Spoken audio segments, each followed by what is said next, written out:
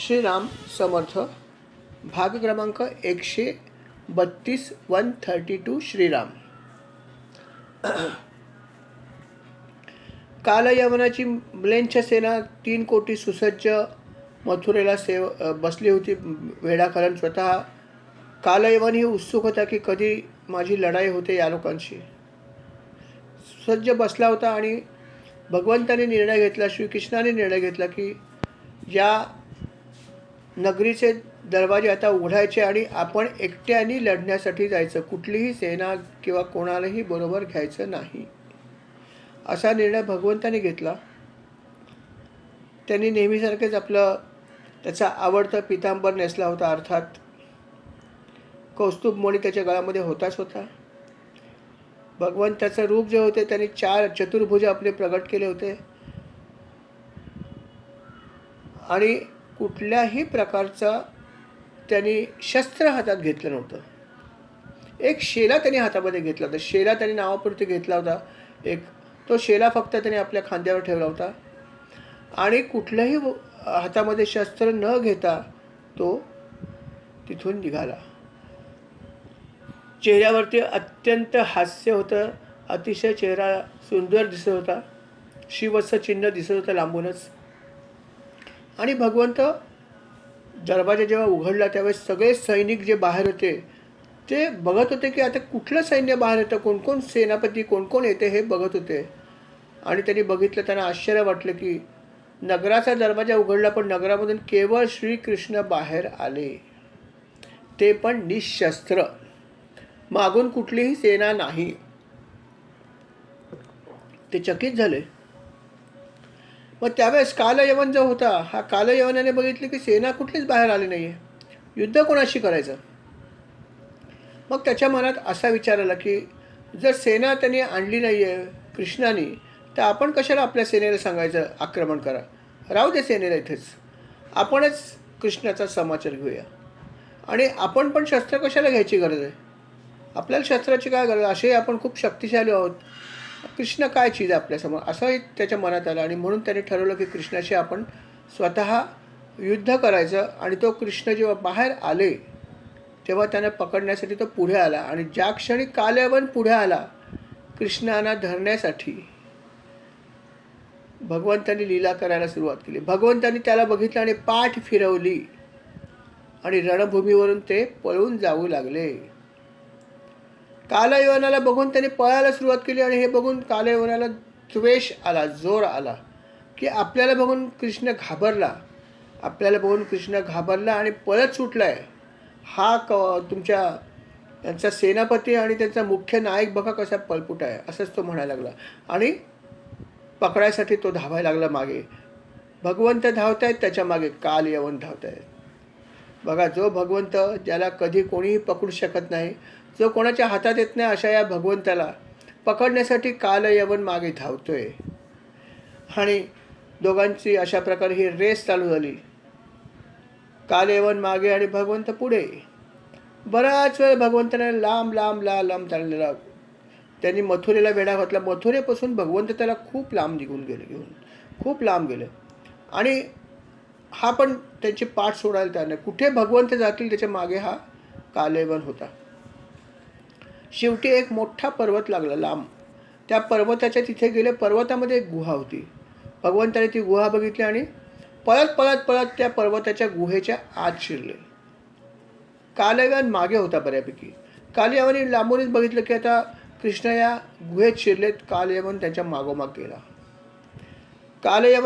गेला आणि त्याला लक्षात आलं की गुहेमध्ये अंधार असू शकतो, नाही असतोच, आपल्याला माहिती आहे. जेव्हा आपली गाडी एखाद्या बोगद्यामधून जाते, आता हल्ली सगळीकडे लाईट्स लावलेत, पण पूर्वी एकेकाळी मला आठवतं की पर्सिकचा बोगदा जो होता कसाऱ्याला, तिथे लाईट्स एकेकाळी नव्हते, अंधार असायचा काही मिनटं. आता सगळीकडे लाईट्स लावलेत, परंतु अशा ठिकाणी नक्कीच उजेड नसतो. आणि जेव्हा भगवंत या गुहेत जायला निघाले तेव्हा कालयवनाने बोलायला सुरुवात केली. धावता कालयवन धावता भगवंताला म्हणतो, अरे यदुवंशात तू जन्मालास, तुला पळणं शोभतंय का, किती घाबरट आहेस तू, नुसतेच तुझे मी पराक्रमाचे ऐकले होते गोष्टी, पण तुझ्यामध्ये काही शौर्य नाही आहे, तू 1 नंबरचा पळपुटा आहेस. तो रण सोडून जाणारा आहेस आणि म्हणून भगवंताला नाव पडलं रणछोड दास. ही जी लीला भगवंताने केली, ज्यामध्ये भगवंतानी रण सोडून धावायला सुरुवात केली आणि म्हणून त्याचं नाव पडलं रणछोड दास. त्याचं मंदिर आहे गुजरातमध्ये. रणछोड दासाची ही लीला त्यांनी केली आणि भगवंत धावतायत मागून. काल यवन त्याच्यावर टीका करतोय, कसला पळपुटा आहे, कसला स्वतःला पराक्रमी म्हणतो, कसला तू आहेस, थांब, तुला मी पकडल्याशिवाय सोडणार नाही, तुला शोभत नाही पळून जाणं, सगळे लोक तुझ्यावर अवलंबून आहेत आणि तू पळतोयस, असं काल यवन टीका करतो. भगवंत काही बोलत नाहीत, भगवंत पळत आहेत आणि तो भगवंताच्या मागे. आणि बघता बघता ते गुहेमध्ये शिरले. भगवंत गुहेमध्ये शिरले, त्याच्या मागोमाग कालयवन शिरला. भगवंत जेव्हा पुढे गेले तेव्हा त्यांनी पाहिलं की गुहेमध्ये अंधार तर होता, पण तिथे एक व्यक्ती झोपली होती. भगवंतांनी बघितलं की एक व्यक्ती तिकडे झोपली आहे. भगवंतांनी काय केलं असेल तर आपल्या अंगावरचा शेला जो होता तो शेला भगवंतांनी त्या व्यक्तीच्या अंगावर पांघरला आणि स्वतः पुढे गेले आणि लपून बसले अंधारामध्ये. मागाहून धावत धावत धावत धावत काली यानं मला कुठे गेले असेल काय माहिती, हा कृष्ण कुठे गेला, ह्याला शोधायचं आहे, आपल्याला सोडायचं नाही असा विचार करतो आला आणि त्यांनी समोर बघितलं तर समोर एक व्यक्ती झोपलेली दिसली. अंधार तर होता पण अंधारामध्ये इतकं दिसत होतं की कोणीतरी व्यक्ती झोपली आहे. कोण आहे हे माहीत नाही, त्यांना समजेना कोण असेल, अंदाज करावा. म्हणून जेव्हा त्यांच्या व्यक्तीच्या जवळ जाऊन बघितलं, जवळ गेल्यावर पण व्यक्ती झोपलेलीच होती. जेव्हा त्यांनी जवळ जाऊन बघितलं त्यावेळेस त्याला हे लक्षात आलं की अरे, या व्यक्तीच्या अंगावर तर शेला आहे आणि हा शेला तर कृष्णाचाच आहे.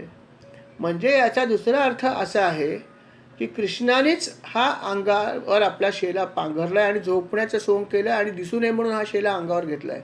काळोख तर आहेच आहे, पण या शेल्याने त्याचा घात केला की नाही. मी किती हुशार आहे, भगवंताचा ह्या कृष्णाचा शेला मी बरोबर ओळखला. तेव्हा मला खात्री पटली की आता इथे हा कृष्णच आहे जो अंगावर शेला घेऊन लपून बसला मला घाबरून. पण मी त्याला ओळखलं. त्याला वाटलं मी ओळखणार नाही, पण मी त्याला आता बरोबर ओळखलं, या कृष्णाला मी सोडणार नाही असा विचार त्यांनी केला आणि त्यांनी त्या शेला पांघरलेल्या व्यक्तीच्या अंगावर जोरात एक लत्ता प्रहार केला, जोरदार लाथ मारली. जी कोणी व्यक्ती ती झोपली होती ती कृष्ण नक्कीच नव्हती, कारण कृष्णाने तर आपला शेला पांघरला होता आणि तो शेला पांघरण्याचं कारण म्हणजे अर्थात कालयवनाला धोका देण्यासाठी केलं होतं आणि तसं घडलंच.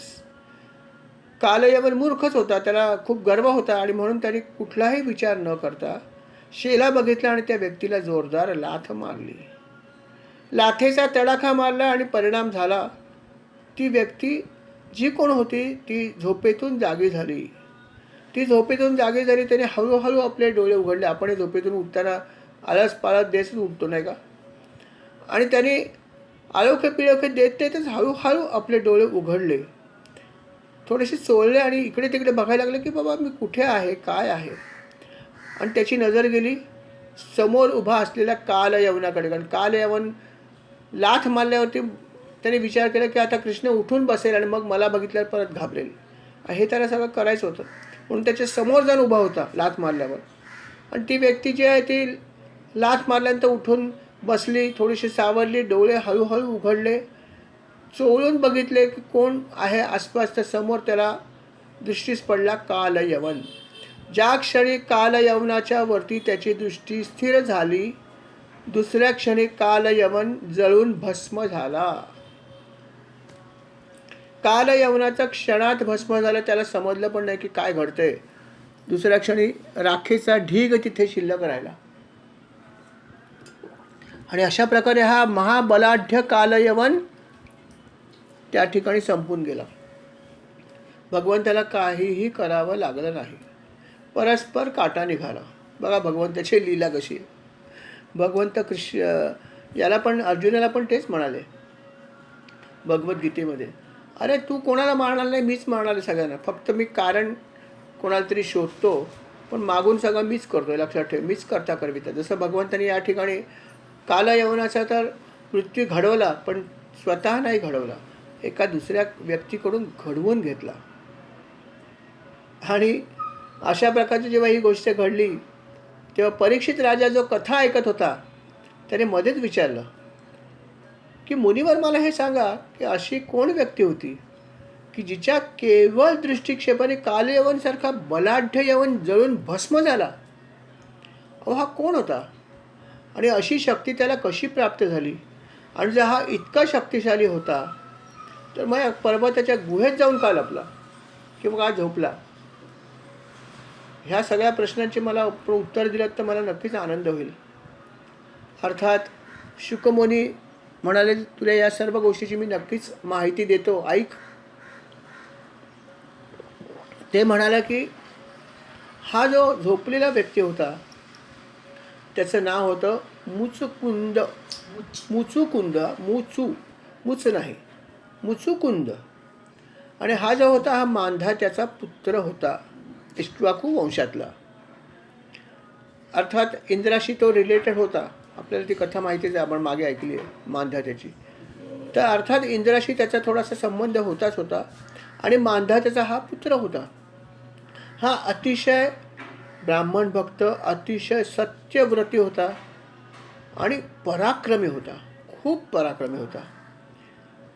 आणि आपल्याला जसं माहिती आहे की देव आणि असुर यांचं युद्ध नेहमीच चालू असायचं, कधी संपायचंच नाही. तसंच एकदा देव आणि असुरांचं युद्ध झालं. देवांना थोडंसं संकट निर्माण झालं, कधी पारडं इकडे कधी पारडं तिकडे झुकायचं. मग देवांनी आणि इंद्राने विशेषतः विचार केला की आपण या मुचुकुंदूला जरा बोलूया, कारण हा फार पराक्रमी आहे. हा जर आला तर आपल्याला युद्धामध्ये जय मिळू शकतो. तेव्हा त्याने विनंती केली की हे राजा, हे असुर खूप माजलेले आहेत, तेव्हा आपण आम्हाला मदत करावी युद्धासाठी. मुचकुंद हा खूप चांगला राजा होता, देवांना मानणारा होता, भक्त होता. तो म्हणाला, नक्कीच मी माझ्याकडून आपल्याला हवी ती मदत करीन. आणि मुचकुंद देवांच्याकडे आपलं सैन्य घेऊन आला. आणि त्यानंतर मुचकुंदाने देवांबरोबर राहून दैत्यांशी भरपूर दीर्घ असं युद्ध केलं, दीर्घ काळ. आणि अर्थात त्या युद्धामध्ये जोपर्यंत मुचुकुंद तिथे होता तोपर्यंत कधीही देवांना हार पत्करावी लागली नाही. दैत्य काहीही देवांचं वाईट करू शकले नाहीत. असं भरपूर काळापर्यंत त्याने तिथे राहून देवांचं रक्षण केलं. दरम्यानच्या काळामध्ये असं घडलं की देवतांना एक अजून चांगला सेनापती मिळाला. मुचकुंद तर होताच, परंतु कार्तिकेय जो होता हा त्या ठिकाणी आला. आणि कार्तिकेयचं जेव्हा गमन झालं, या ठिकाणी आगमन झालं, तेव्हा त्याच्या आगमनाने देवांची शक्ती खूपच वाढली. आणि मग देव असं म्हणाले की आता राजन, आपण आम्हाला खूप मदत केली आणि आपल्या मदतीनेच इतके दिवस आम्ही टिकून राहिलो आहोत, परंतु आता कार्तिकेय आले आहेत, ते आमचे सेनापती पण आहेत, तेव्हा आता आपण रजा घेतली तरी चालेल. आपण इतके दिवस आमच्यासाठी इतके श्रम केलेत, परंतु आता आपण आराम केला तरी चालेल. आणि आपले आम्ही आभार कसे मानू हे सांगा. राजा म्हणाला, आभार का मानता? तो म्हणाला, तुम्हाला कल्पना नाही आहे तुम्ही काय केलं ते.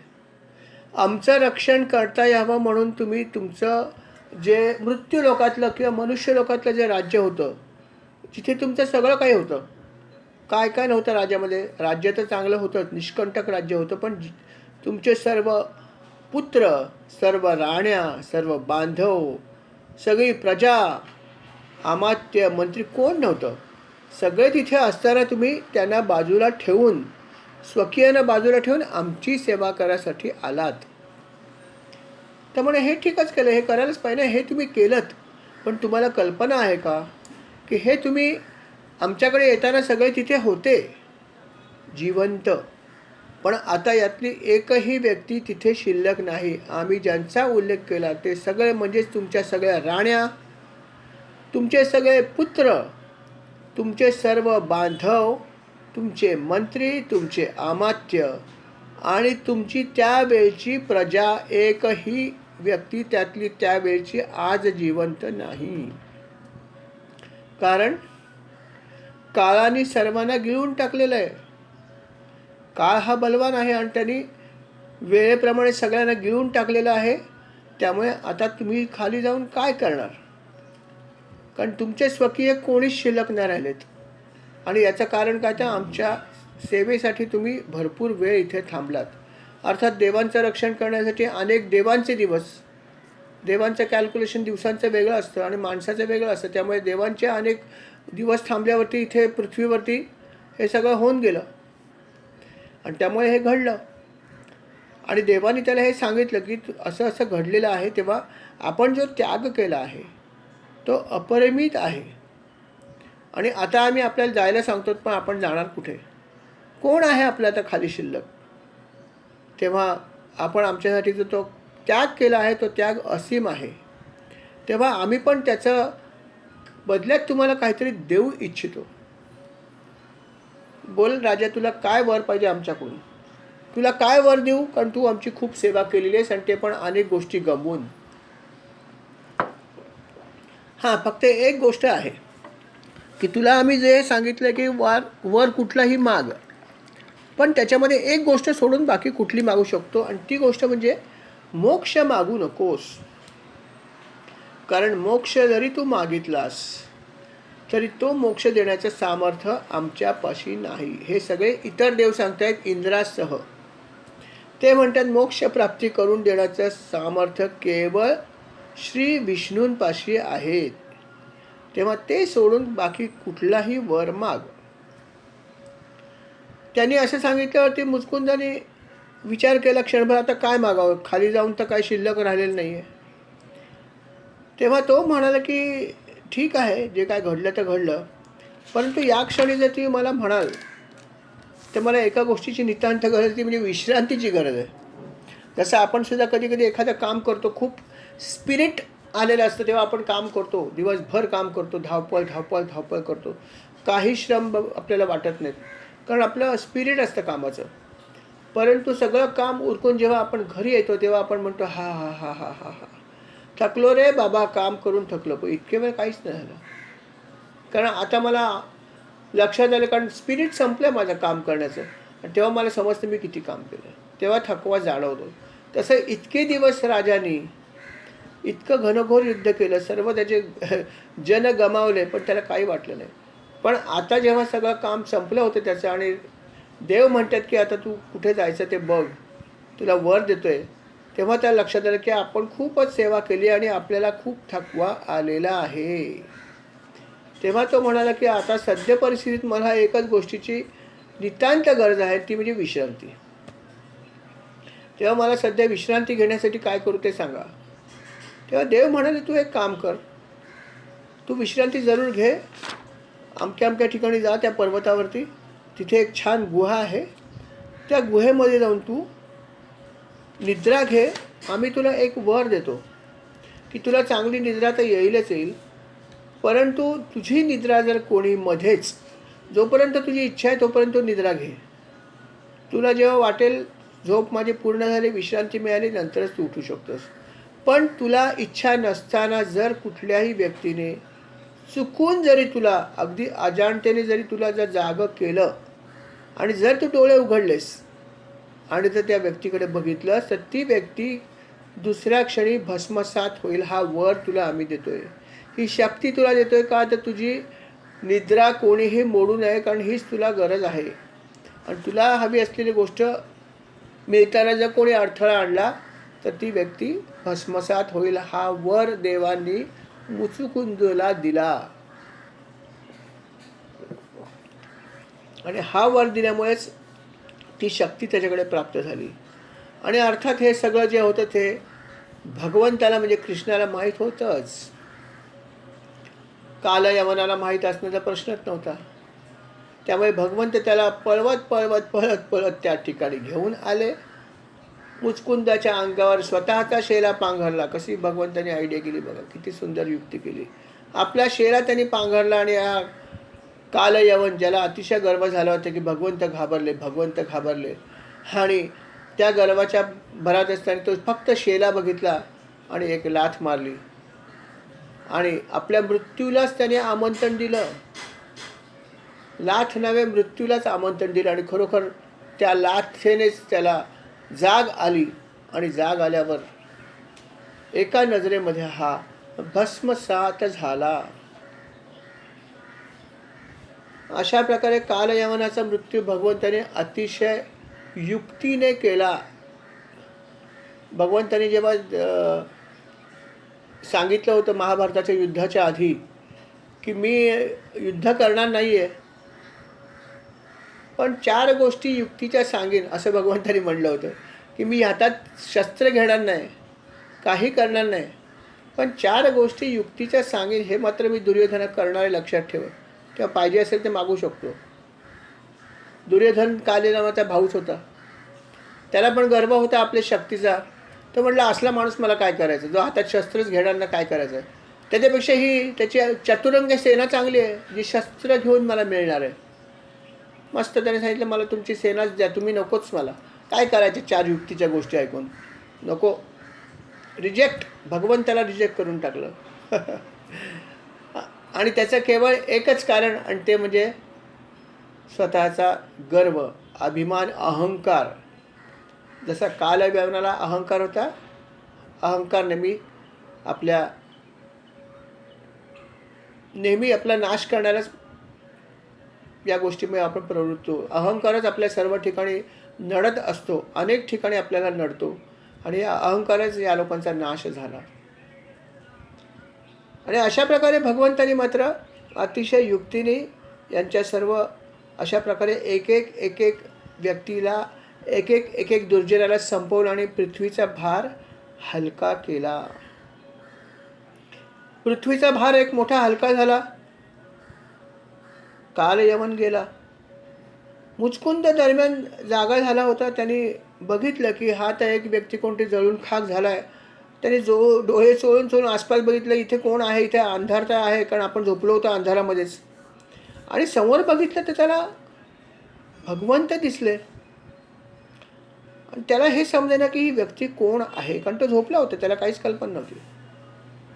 त्याने रोखून बघितलं की अतिशय तेजस्वी अशी व्यक्ती आहे, अतिशय तेज. त्याला काही समजेना कोण आहे. त्याने विचारलं की आपण कोण आहात, सूर्य आहात का इंद्र आहात का एखादे लोकपाल आहात, कोण आहात, आपलं काय तेजस्वी शरीर आहे. तेव्हा आपण कोण आहात मला कल्पना नाही. कदाचित जे मुख्य 3 देव आहेत त्यांच्यापैकी तर नाही आहेत. आपण कोण आहात, कारण तुमच्या इथल्या उपस्थितीमुळे सर्व गुहेमध्ये तुमचं तेज पसरलं आहे, प्रकाश पसरला आहे, इतकं तुमचं तेज आहे. तेव्हा आपण कोण आहात हे मला सांगू शकाल का. आपला जन्म कुठे झाला आहे, आपण कर्म काय करता, आपलं गोत्र सांगा. बघा, गोत्र पण विचारलं, अर्थात त्याला काहीच माहीत नव्हतं. तेव्हा आपण कोण आहात हे ऐकण्याची माझी खूप मनापासून इच्छा आहे. मी माझी पहिले ओळख करून देतो. मी इक्ष्वाकू वंशी आहे, माझं नाव मुचुकुंद आहे, मी मांध्या त्याचा पुत्र आहे, आणि मी भरपूर थकलो होतो, त्यामुळे मला विश्रांती घ्यायची होती, आणि म्हणून मी इथे विश्रांती घेत होतो. आणि आत्ताच मला कोणतरी उठवलं. कोण होता मला माहीत नाही, कारण मी त्याला बघितल्यावर तो जळून भस्म पण झाला आहे. तेव्हा मला माहीत नाही तो मेला, तो कोण मेला, ते मला काय माहीत नाही. पण ही माझी कथा आहे. आता आपण कोण आहात हे सांगाल तर बरं होईल. मुचकुंदाने प्रश्न विचारला. मुचकुंद प्रश्न विचारून शांतपणे उभा राहिला.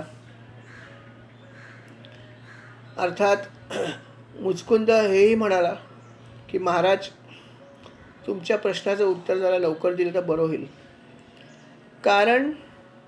कारण हे आहे की आपला देह आहे तो इतका प्रकाशमान आहे, त्याचं इतकं तेज आहे की मला आपल्याकडे बघायला पण जमत नाही आहे. डोळे मिटावे असं वाटतं, इतकं आपलं तेज आहे.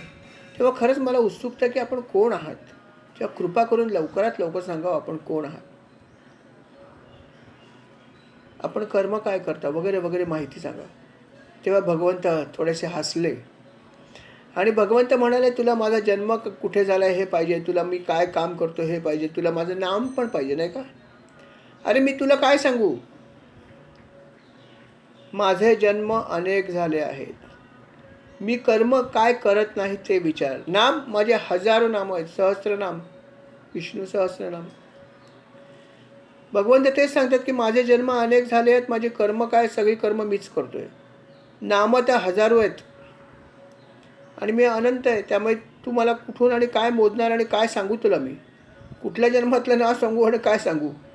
अरे धुळीवरचे पृथ्वीचे कण एक वेळ तुला मोजता येतील, पण माझे जन्म किती झाले, माझे गुण काय आहेत, मी कर्म कुठली करतो, माझी नामं किती आहेत, हे तू कधीच मोजू शकणार नाही. तूच कशाला?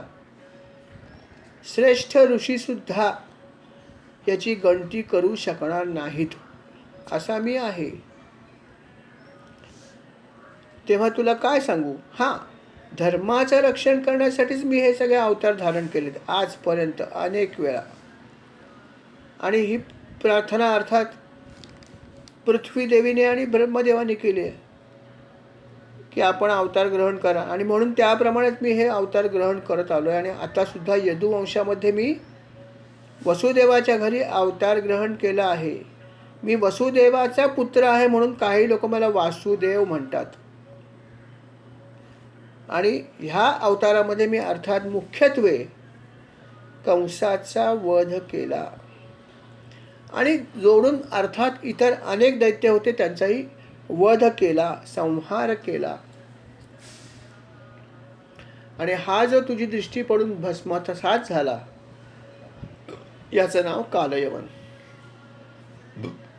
आणि अर्थात तुझ्याकडे जो वर प्राप्त झाला त्याच्यामुळे हा दुष्ट कालयवन जो अर्थात अतिशय दुष्ट आहे, आणि अशा या दुष्टाचा नाश तुझ्या हातून घडलाय. तुझ्या हातून पुण्य काम घडलेलं, तुझ्या शक्ती कामी आली. आणि तुला हेही सांगतो की तू फार पूर्वी माझी खूप आराधना केली होतीस आणि त्या आराधनेचं फळ हे मिळालं, आणि देवांची पण तू खूप सेवा केलीस, आणि या सगळ्याचं फळ म्हणजे आज तुला मी प्रत्यक्ष दर्शन दिलेलं आहे. मी कोणाचंही कर्माचं फळ शिल्लक ठेवत नाही. तू जे काही कर्म देवांसाठी केलंस त्याचं फळ आणि माझी उपासना केली त्याचं फळ मिळून मी तुला हे दर्शन देतो आहे. तेव्हा तुला काही वर हवा असेल तर तू मागू शकतोस. जेव्हा भगवंताने हे सगळं सांगितलं तेव्हा त्याला लक्षात आलं की प्रत्यक्ष श्री विष्णूंचाच अवतार म्हणजेच कृष्ण अवतार आहे, आणि कृष्ण अवतारात त्यांनी आता जन्म घेतलेला आहे. हे ऐकल्यावर अर्थात त्याच्या आनंदाला पारावर राहिला नाही. मुचकुंदाने तर भगवंताच्या चरणावर पहिल्यांदा आपलं मस्तक ठेवून दिलं, म्हणाला मी धन्य झालो. आणि मग भगवंताची त्यांनी स्तुती सुरू केली. म्हणाला भगवंता, आपली माया खरोखर अगाध आहे. लोकांना माहीत असतं बऱ्याच वेळा की आपलं नाम घ्यावं, आपलं भजन करावं, आपली भक्ती करावी, ही जर नाही केली तर अनर्थ होऊ शकतो हे माहीत असतं, तरीसुद्धा बरेचसे लोक करत नाहीत.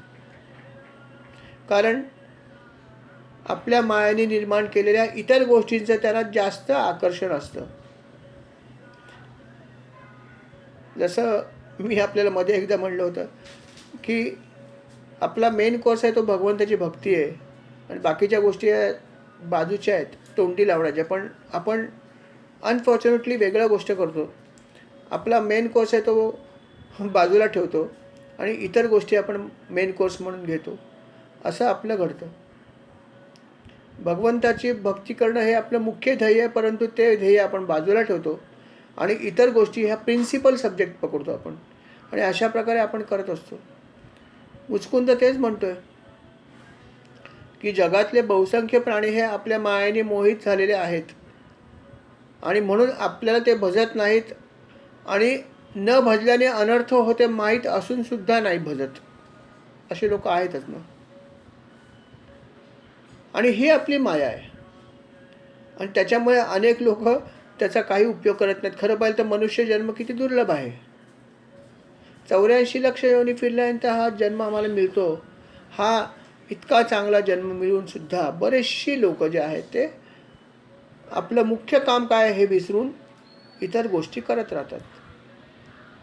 खरोखर ते सगळे दुर्दैवी आहेत की ते आपली उपासना करत नाहीत.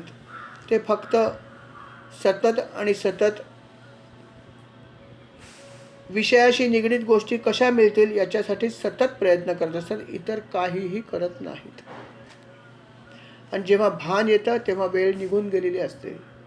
तेव्हा काहीही करायला आपल्याकडे वेळ शिल्लक नसतो, शक्ती शिल्लक नसते. शरीरामध्ये शक्ती शिल्लक असताना भगवंताची प्रार्थना केली पाहिजे, तर तुम्हाला विविध प्रकारे करता येईल. पण जेव्हा हातपाय थकतात, शरीर थकतं, तेव्हा भगवंताची सेवा आपण कशी करू शकतो, काय करणार? म्हणून फार लवकर हे सगळं केलं पाहिजे.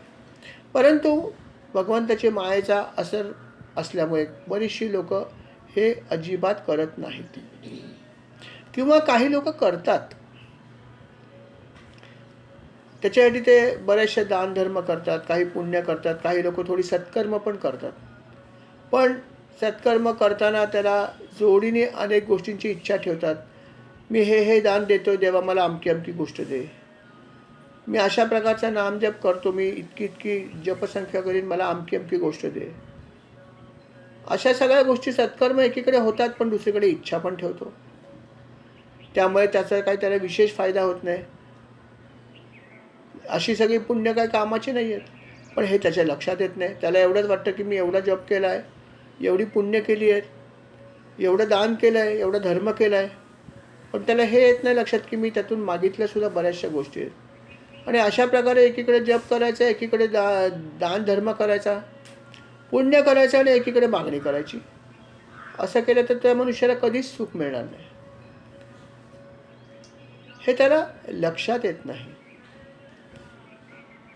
मुचकुंद पुढे काय म्हणतो की भगवंता, बघा त्याने काय सुंदर वाक्य सांगितलं, पुढे खूप छान म्हणलं त्याने. मुचकुंद म्हणतो की भगवंता, जन्म मृत्यू संसाराच्या चक्रात भटकणाऱ्या जीवाची त्या चक्रातून बाहेर येण्याची जेव्हा वेळ येते तेव्हा त्याला सत्संग प्राप्त होतो. काय सुंदर वाक्य बघा, ऐका परत.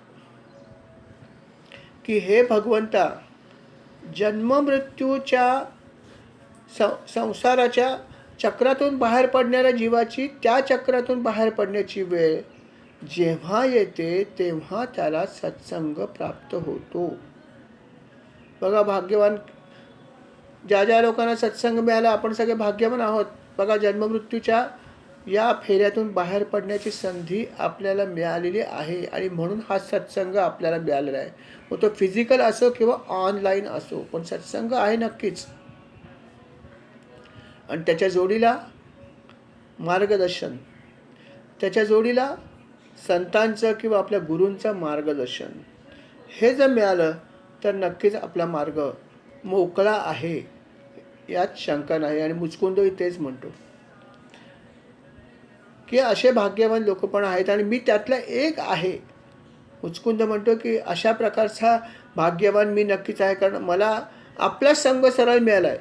इतर सत्संगाची मला गरजच लागली नाही. देवांचा सत्संग घेतला, नंतर मी झोप घेतली, आणि झोपेतून उठल्यावर काय तर पहिलं तुमचं दर्शन झालं. म्हणजे त्या सत्संगातून मला पुढचं फळ मिळालं देवांच्या, ते म्हणजे तुमचं दर्शन. हे सगळं अर्थात आपल्या कृपेमुळेच मिळालं आहे. आपली कृपा आहे म्हणून मला हे मिळालं. नाही तर मी आपला सहवास घेण्यासाठी लोक हजारो वर्ष तप करतात, एकांतात जातात, हिमालयात जातात, वनात जातात, कितीतरी तपश्चर्या करतात, पण आपण प्रसन्न होत नाही. पण आपण खरोखर माझ्यावर कृपा केली की आज मला प्रत्यक्ष दर्शन दिलं, आणि वरून म्हणता की काय तुला हवंय बोल, काय वर तुला देऊ, हेही तुम्ही सांगितलं. मला काय वर पाहिजे, मला काहीच नको आहे. अहो भगवंता, आपलं दर्शन मिळालं, अजून काय मला पाहिजे. मागायला गेलो तर अनेक गोष्टी आहेत, पण त्या सगळ्या गोष्टींपासून मला काही मिळणार नाही आहे. मला माहीत आहे की माझी इंद्रिय जी आहेत, ही जर मी परत जर मागे वळून बघितलं तर सगळी परत जागृत होतील, आणि या सर्व इंद्रियांना माझ्या अनेक गोष्टींची इच्छा असेल, यांची हाव कधीच संपणार नाही हे मला माहीत आहे. म्हणून मला इंद्रियाशी संबंधित कुठलीही गोष्ट नको आहे. पृथ्वी तलावर मिळणारी कुठलीही गोष्ट जी इंद्रियाने मी त्याचा उपभोग घेणार, अशी कुठलीच मला गोष्ट नको आहे, कारण ही कधी तृप्त होणार नाही याची मला खात्री आहे. म्हणून मला काहीही नको आहे, मी आपल्या चरणाशी शरण आलो आहे. आपण माझं रक्षण करा, मला बाकी काहीही नको आहे. केवळ आपला सहवास हवा आहे, आपल्या चरणाशी मला बसायची इच्छा आहे. आपलं स्मरण मला सतत राहो, बाकी मला काही नको, हे मला हवं आहे. अशा प्रकारची मागणी मुचकुंदाने भगवंताच्या चरणावर बसून केली. श्रीकृष्ण प्रसन्न झाले. श्रीकृष्ण म्हणाले की खरोखर राजा, तुझी बुद्धी नक्कीच चांगली आहे, तुझे विचार खूप चांगले आहेत, उच्च कोटीचे आहेत. कारण तुला वारंवार मी तुला हे सांगितलं की तुला काय वर पाहिजे बोल, कुठली गोष्ट तुला देऊ, सगळ्या गोष्टी देण्याची शक्ती माझ्यामध्ये आहे. देव तरी तुला हे म्हणाले होते की वर माग पण मोक्षप्राप्ती नको मागू, पण ती शक्ती नाही आहे आमच्याकडे, असं देवाने तुला वर दिला होता. मी तर तुला तेही देऊ शकतो, हेही तुला माहिती आहे की मोक्षप्राप्तीसुद्धा मी देऊ शकतो. पण तू मला काहीच मागितलं नाहीस. तू म्हणतोयस मला आपल्या चरणाशी केवळ बसायची आहे इच्छा, आपला सहवास मला पाहिजे, आपला विसर कधी होऊ नये, हेच पाहिजे. हेची दान देगा देवा तुझा विसर न भावा. तुकाराम महाराजांनी हेच मागितलं. दुसरं काहीही नको, तुझा विसर आम्हाला पडू नये, हेच दान पाहिजे आहे. आणि हेच मुचकुंद आपण मागतोय की मला तुम्ही काहीही सांगितलं तरी काहीही घेणार नाही. म्हणून भगवंत त्याला म्हणतात की तुला इतकी प्रलोभनं दाखवली तरी पण तुझी कामना अजिबात जागृत झाली नाही. तू निश्चल राहिलास. तुझी मी भरपूर परीक्षा बघितली पण तू अजिबात तिथून चालला नाहीस आणि तू माझी फक्त चरण कमलच मागतोयस, माझी भक्ती मागतोयस. आणि अशा प्रकारची गोष्ट फक्त माझे जे खरे भक्त आहेत, खरे भक्त म्हणजे काय तर अनन्य भक्त, जे माझे खरे भक्त आहेत, अनन्य भक्त आहेत, ते सुद्धा अशाच प्रकारची गोष्ट करतात. ते इतर कुठलीही गोष्ट मला मागत नाही. जे माझे जास्त भक्त नाही आहेत ते लोक मात्र मला प्रसन्न करण्याचा प्रयत्न करतात, पण त्यांच्या मनात बऱ्याच वेळा इच्छा असतात.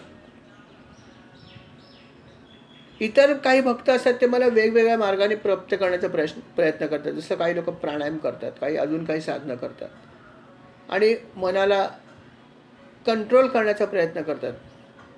पण अशा गोष्टींनी वासना कंट्रोल होणं किंवा वासनेवर नियंत्रण मिळवणं कठीण आहे. भगवंत सांगतात बघा की ही सगळी साधनं आहेत नक्कीच, पण ही कठीण साधना याने तुमच्या वासनांवर नियंत्रण येणं कठीण आहे. थोडा वेळ येईल, परत वासना उफाळून येईल. तो भाग तुम्ही करून झाला की थोडा वेळ राहील, परत वासना उफाळून येईल. म्हणून तुमच्याकडे एकच उपाय की तुमचं मन माझ्या जागी स्थिर केलं पाहिजे. भगवद्गीतेत असा सगळा उपदेश आहे 12व्या अध्यायामध्ये की तुम्हाला काय केलं पाहिजे म्हणजे तुम्हाला माझी प्राप्ती होईल. ह्याचा उपदेश 12व्या अध्यायात खूप सुंदर केला आहे. आणि या ठिकाणी भगवंत पण हेच सांगतात मुचकुंदाला की इतर साधनांनी मनाला वश करणं कठीण आहे. प्रयत्न करतात सगळे लोक आपापल्या परीने, पण ते कठीण आहे. पण तू जे मला मागितलंस ही अतिशय योग्य मागणी आहे की अखंड भगवंता तुझा सहवास मिळव, अखंड तुझी भक्ती मिळव, तुझं स्मरण राहो, तुझ्या चरणांचं स्मरण राहो, हे मागायला पाहिजे. आणि हे तू मागितलंस माझ्याकडे, आणि म्हणून मी तुझ्यावर खूप आनंदित आहे. आता मी तुला एक सल्ला देतो आणि वर पण देणार आहे, त्याप्रमाणे तू कर. पहिली गोष्ट तुला काय करायचं तर तू क्षत्रिय आहेस हे लक्षात ठेव. आणि क्षत्रिय धर्माचं आचरण करताना तुझ्या हातून अनेक निष्पाप जीवांचा वध झाला असेल. कारण पूर्वी क्षत्रिय जे होते ते शिकारीला जायचे आणि त्यांच्या हातून अनेक प्राण्यांचा वध व्हायचा. त्याचं पाप तर आहेच ना. तर आता त्याचं पाप जे आहे तुला नष्ट केलं पाहिजे. म्हणून तू काय कर की एकाग्र चित्ताने माझी ही अशीच उपासना करत राहा, ज्यामुळे तुझी ही जी काय अगोदरची पाप आहेत ती सगळी नष्ट होतील. आणि त्यानंतर तुला एक जन्म अजून मिळेल आणि त्या जन्मात तू ब्राह्मण कुळात जन्माला येशील. आणि त्यानंतर त्या जन्म जेव्हा तू माझी उपासना करशील त्याच्यानंतर तुला सरळ माझी प्राप्ती होईल. म्हणून तू आता माझी उपासना करत राहा एकाग्र चित्ताने. त्यामुळे तुझी सगळी पापं जी काय शिल्लक आहे, जी तू ठरवून केली आहेस, कारण शिकार करण्याची सर्व क्षत्रियांना फार हौस होती, दांडगी, आणि ते त्याच्यात असं समजायचे की ह्याच्यात काही खराब नाही आहे. पण कुठल्याही प्राण्याचा निष्कारण ठरवून त्याचा नाश करणं किंवा त्याचा वध करणं हे पापाचंच काम आहे. नकळत एक वेळ झाली गोष्ट तर गोष्टी वेगळी, पण समजून उमजून एखाद्या प्राण्याला मारणं हे नक्कीच पाप आहे. आणि अशी पापं राजा तू भरपूर केली आहेस, कारण तू क्षत्रिय आहेस. तेव्हा या पापांचं क्षालन पण व्हायला पाहिजे. तर या पापांचं क्षालन करण्यासाठी तू माझी उपासना कर, तपश्चर्या कर. त्यानंतर तुला एक जन्म मिळाल्यानंतर पुढल्या जन्मात तू ब्राह्मण कुळात येशील, आणि नंतर जेव्हा माझे तप करशील तेव्हा तू मला सरळ येऊन पोषशील, माझ्याकडेच येशील, हे नक्की. असा वर मी तुला देतो की एक जन्म मात्र तुला घ्यावा लागेल, पण त्या जन्मानंतर तुला कुठलाही जन्म घ्यावा लागणार नाही, असा वर मी तुला आत्ताच देतो. पण त्यासाठी या जन्मात तुला माझी उपासना करायची आहे. अशा प्रकारे भगवंतानी मुचकुंदाला उपदेश केला आणि वर दिला. अर्थात मुचकुंदाने त्या वराचा आनंदाने स्वीकार केला. भगवंताला त्यांनी परत एकदा चरणाला नमस्कार केला आणि भगवंताला उठून तरी प्रदक्षिणा घातली आणि म्हणाला, भगवंता जो उपदेश आपण केला आहे त्या उपदेशाप्रमाणेच आता मी करेन, परत एकदा आपला आशीर्वाद द्यावा, असं म्हणून त्यांनी त्यांचा आशीर्वाद घेतला. आणि भगवंतांनी सांगितलेल्या गोष्टीचं पालन करण्यासाठी तो तिथून लगेच त्वरेने गुहेच्या बाहेर आला. बऱ्याच वर्षांनी, विचार करा की हा मुचकुंद जो आहे तो बऱ्याच कालावधीने बाहेर आला. बरेच वर्ष तो झोपला होता. त्यामुळे जेव्हा तो बाहेर आला तेव्हा त्याला असं लक्षात आलं की तिथे जेवढ्या गोष्टी त्याला दिसल्या, मग माणसं दिसली, पशु दिसले, वेली दिसल्या, झाडं दिसली, या सर्वांचा आकार खूप लहान झाला होता. म्हणजे जेव्हा मुचकुंद लढाईसाठी गेला होता तेव्हा वेगळं युग असावं, हजारो वर्षाचा नक्कीच पिरियड असणार. आणि त्याच्यानंतर अनेक वर्षे लोटली असल्यामुळे जेव्हा तो आता प्रत्यक्ष परत खाली आला आणि विशेषतः निद्रा घेतली त्यांनी दीर्घकाळ, आणि जेव्हा त्यांनी हे बाहेर बघितलं तेव्हा त्याला लक्षात आलं की सगळ्या गोष्टींचा आकार कमी झाला आहे. आणि त्याला हे लक्षात आलं की याचा अर्थ आता कलियुग जवळ आलेला आहे, याचं त्याला ज्ञान झालं. कलियुगामध्ये सगळ्याच गोष्टीचा हे लहान लहान होत जातं स्पॅन, नाही का? युगाचा पण स्पॅन लहान आहे, आयुष्याचा पण स्पॅन लहान आहे. आपल्याला माहिती आहे की सर्वात जास्त आयुष्य मोठं कृतयुगामध्ये आहे. ते कृतयुगानंतर त्रेतायुगामध्ये कमी झालं. त्रेतातून लाखावरून एक एक शून्य कमी होत होत होत होत होत होत कलियुगामध्ये 100 वर्षावर आलं. पुढे सगळे जर आपण 4 शून्य वाढवली तर 1,00,000 होतं. सर्वात पहिल्या युगामध्ये 1,00,000 वर्ष योग होतं वय. ते जसं घटत घटत गेलं तसं पूर्वीच्या प्राण्यांचं आणि इतर वेलींचं, झाडांचं सुद्धा आकार खूप मोठा होता पूर्वी, पण त्या पण सगळ्या लहान लहान होत गेल्या. हे त्याला लक्षात आलं, कारण त्याने हे सगळं बघितलं होतं. आणि म्हणून त्याला लक्षात आलं की हे सगळं लहान होण्याचा अर्थ हा आहे की कलियुग जे आहे ते जवळ येऊन ठेपलेलं आहे. अर्थात कृष्ण अवतार झालेला आहे, द्वापार युग चालू होतं, कलियुग जवळ आलं होतं, अवतीर्ण नव्हतं झालं कारण भगवंत तिथे होते, पण कलियुग जवळ आलं हे त्याच्या लक्षात आलं. आणि मग भगवंतांनी सांगितलेल्या उपदेशावरती काम करण्यासाठी तो उत्तर दिशेकडे गेला आणि गंधमादन नावाचा जो पर्वत होता त्या पर्वतावर गेला, कारण भगवंतांनी सांगितलं की तपश्चर्या करायची आहे. मग त्याने विचार केला आता इतर काही न करता फक्त तपश्चर्या करूया, आणि ह्या पवित्र अशा पर्वतावर तो गेला. ह्या पर्वताचं वैशिष्ट्य असं होतं की इथे नर आणि नारायण हे सुद्धा आले होते. त्यानंतर तिथे गेल्यावरती बद्रिकाश्रम जो आहे तिथे भगवंत आजही वास्तव्य करतात, अशा बद्रिकाश्रमात तो गेला आणि त्याच ठिकाणी जाऊन त्यांनी आपलं पुढची तपश्चर्या सुरू केली आणि शेवटपर्यंत तो तिथेच तपश्चर्या करत राहिला. अर्थात बद्रिकाश्रमामध्ये आपल्याला माहिती की कशा प्रकारचं वातावरण आहे, कशा प्रकारची थंडी तिथे असते. काही महिने बद्रिकाश्रम बंद असतो, तो सगळाच भाग उत्तराखंडाचा. परंतु अर्थात त्यावेळेस असा काही भाग नव्हता. राजा तिथेच थांबला आणि अखंड भगवंताची तपश्चर्या किंवा उपासना करत तो त्याच ठिकाणी राहिला. आणि अर्थात त्यानंतर त्याला यथावकाश पुढचा जन्मही मिळाला असेल आणि त्याचा उद्धार भगवंताने केला, यात शंकाच नाही. पण अशा प्रकारे भगवंताने दिलेल्या आदेशावरती त्यांनी अंमलबजावणी केली आणि तो मुक्त झाला. हे सगळं घडलं आणि भगवंत जे आहेत ते अर्थात हे सगळं करून परत मथुरा नगरीकडे आले. मथुरा नगरीकडे आले त्यावेळेस कालयवनाचा सेना तिथे शिल्लक होती. कालयवनाचा नक्कीच नाश केला भगवंताने, पण सेनेचं काय? 3 कोटी म्लेंछे सेना तिथे उभी होती. अर्थात या सेनेचा संहार करणं भगवंतासाठी फार लहान गोष्ट होती आणि भगवंतानी चुटकीसरशी त्या 3 कोटी म्लेच्छ सेनेचा संहार केला. त्या सर्वांचं जे धन होतं ते सगळं धन त्यांनी घेतलं.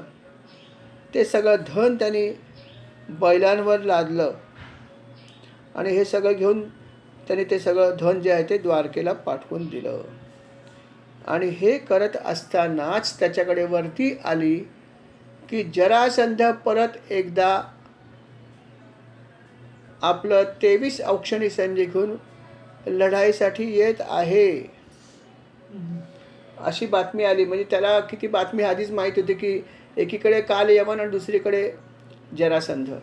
आणि त्याप्रमाणेच घडलं की जरासंध जो आहे तो 23 औक्षणी सेना परत एकदा जमा करून आपल्यावर चाल करून येतो आहे. नुकतीच कालयवनाची म्लेच्छ सेना आहे तिचा संहार झाला होता आणि जरासंध मागून यायला लागलाय हे समजलं. त्याच्यानंतर पुढे अर्थात भगवंतानी या सेनेचा मुकाबला कसा केला आणि कुठे केला, कशा प्रकारे केला, हे सगळं आपण अर्थात पुढल्या भागामध्ये ऐकणार आहोत. या ठिकाणी भाग क्रमांक 132 समाप्त होत आहे. श्रीराम समर्थ. श्री